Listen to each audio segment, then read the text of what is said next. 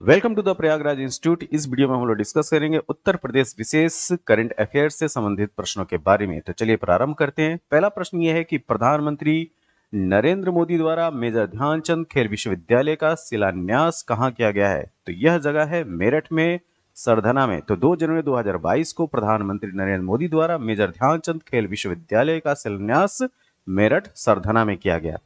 अगला प्रश्न यह है कि भारत के किस राज्य में पहली पेशेवर पैरा बैडमिंटन, ये बहुत इंपॉर्टेंट क्वेश्चन है, पहली पेशेवर पैरा बैडमिंटन अकादमी का शुभारंभ कहां किया गया? तो यह जगह है लखनऊ, उत्तर प्रदेश की राजधानी लखनऊ में। तो जनवरी महीने 2022 में भारत में पहली पेशेवर पैरा बैडमिंटन अकादमी का शुभारंभ लखनऊ में किया गया है। अगला प्रश्न, राज्य ऊर्जा और जलवायु सूचकांक राउंड फर्स्ट, ध्यान से देखिए इस प्रश्न को। राज्य ऊर्जा और जलवायु सूचकांक राउंड फर्स्ट में उत्तर प्रदेश को किस श्रेणी में शामिल किया गया है? तो उत्तर प्रदेश को शामिल किया गया है लक्ष्य प्राप्तकर्ता, मतलब अचीवर की कैटेगरी में उत्तर प्रदेश को रखा गया है। और ये इंडेक्स जारी हुआ था 11 अप्रैल 2022 को। तो राज्य ऊर्जा और जलवायु सूचकांक राउंड 1 में उत्तर प्रदेश को जिस श्रेणी में शामिल किया गया है वो है अचीवर। तो यूपीपीएससी में जो प्रश्न पूछे जा रहे हैं इस तरह से भी पूछे जा रहे हैं कि उत्तर प्रदेश या अन्य राज्य को जो है किस कैटेगरी में रखा गया है। तो उत्तर प्रदेश के पॉइंट ऑफ व्यू से ध्यान रखिएगा कि इसको लक्ष्य प्राप्तकर्ता या अचीवर की श्रेणी में रखा गया है। और सूचकांक का नाम क्या है? राज्य ऊर्जा और जलवायु सूचकांक। ठीक, अब बात यह आती है कि इस सूचकांक में जो उत्तर प्रदेश है वह कौन सा स्थान प्राप्त किया था? तो स्थान हासिल किया था 13th, और स्कोर जो टोटल मिला था वो 41। तो ये आंकड़ा भी याद रखिएगा, 13वां स्थान था इस इंडेक्स में और 41 जो है टोटल स्कोर थे उत्तर प्रदेश को। अब बात आती है कि इस सूचकांक को जारी कौन करता है? तो सूचकांक की शुरुआत नीति आयोग ने की है। तो नीति आयोग के द्वारा यह सूचकांक जारी किया जाता है। तो राज्य ऊर्जा और जलवायु सूचकांक, ये नाम याद रखिएगा, जिसकी अचीवर की श्रेणी में उत्तर प्रदेश है और उत्तर प्रदेश का जो स्थान था वो 13th नंबर का था और टोटल स्कोर जो थे वो 41। वो जारी कौन कर रहा है? नीति आयोग। अब चलते हैं अगले प्रश्न के बारे में। इंडिया स्मार्ट सिटीज अवार्ड्स प्रतियोगिता ISAC Indian state award competition 2020 में सर्वश्रेष्ठ राज्य का पुरस्कार किसे प्रदान किया गया है? तो सर्वश्रेष्ठ राज्य का पुरस्कार उत्तर प्रदेश को मिला है। यह भी इंपॉर्टेंट प्रश्न है। अगला प्रश्न यह है कि उत्तर प्रदेश के किस शहर में स्किल इंडिया अंतर्राष्ट्रीय केंद्र की स्थापना की गई है? फिर से इस प्रश्न को देखिए, बहुत इंपॉर्टेंट क्वेश्चन है ये। उत्तर प्रदेश के किस शहर में स्किल इंडिया अंतर्राष्ट्रीय केंद्र की स्थापना की गई है? तो यह है वाराणसी। वाराणसी में उत्तर प्रदेश, वाराणसी शहर में स्किल इंडिया अंतर्राष्ट्रीय केंद्र की स्थापना की गई है। अगला प्रश्न, मैं गंगा बोल रही पुस्तक तथा स्पर्श गंगा गीत के लेखक कौन हैं? जी, इसके लेखक हैं डॉक्टर रमेश पोखरियाल निशंक। ठीक है, तो डॉक्टर रमेश पोखरियाल निशंक मैं गंगा बोल रही तथा स्पर्श गंगा गीत के लेखक हैं।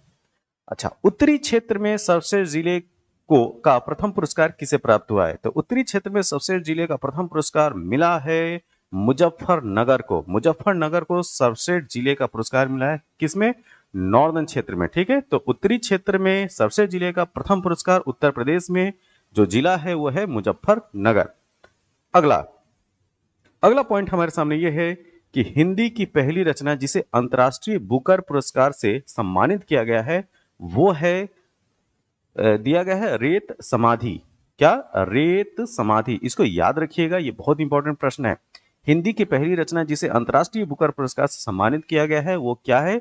रेत समाधि। रेत समाधि को जो है अंतर्राष्ट्रीय बुकर पुरस्कार से सम्मानित किया गया। और इस उपन्यास के जो राइटर हैं ये हैं गीतांजलि श्री। गीतांजलि श्री ने इसको लिखा है। ठीक है, और उनको जो है इस पुरस्कार से सम्मानित किया गया है। तो अंतर्राष्ट्रीय बुकर पुरस्कार रेत समाधि को है और रेत समाधि जो है गीतांजलि श्री की रचना है।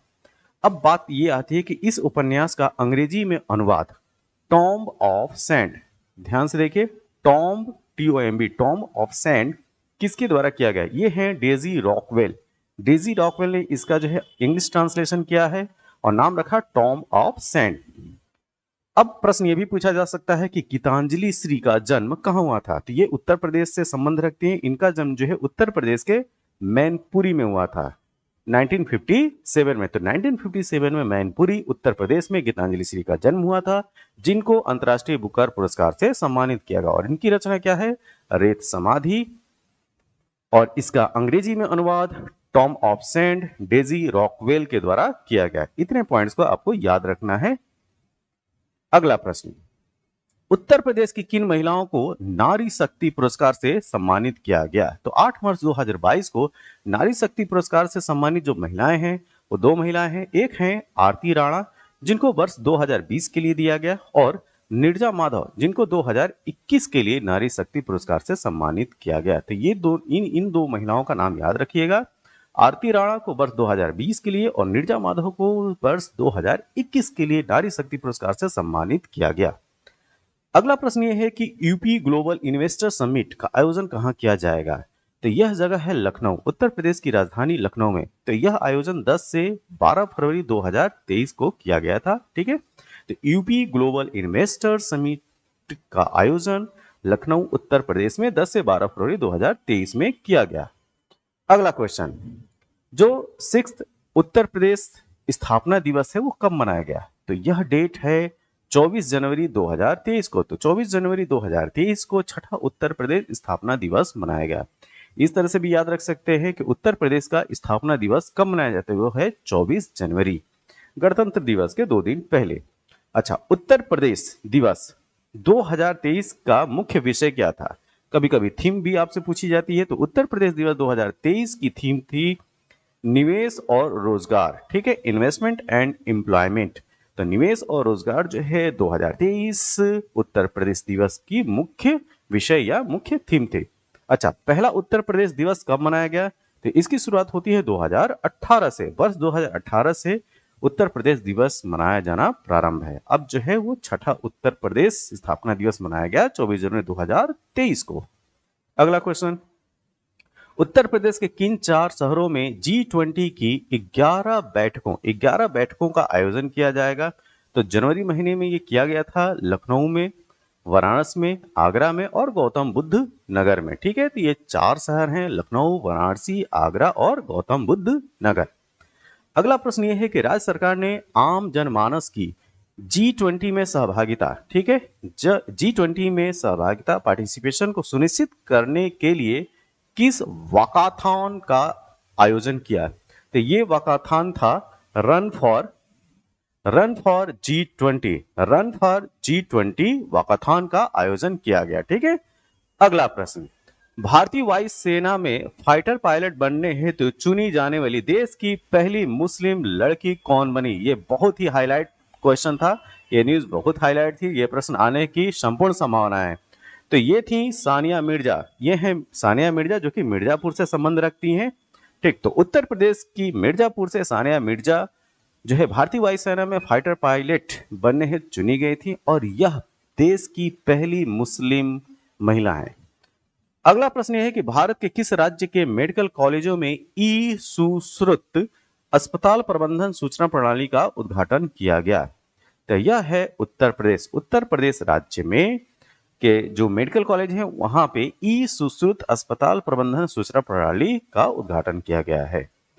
अब हम बात करेंगे अगले प्रश्न में, उत्तर प्रदेश ने खेल को बढ़ावा देने के लिए किस योजना की शुरुआत की है? तो यह योजना का नाम है एक जिला एक खेल, मतलब 1 डिस्ट्रिक्ट 1 स्पोर्ट, ODOS। ये इसको याद रखिए। ठीक है, यूनेस्को इंडिया अफ्रीका हैकथॉन का उद्घाटन कहाँ किया गया?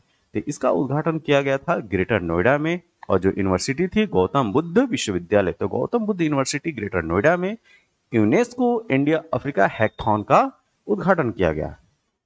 अगला प्रश्न यह है कि उत्तर प्रदेश का पहला ईट राइट स्टेशन कौन बना?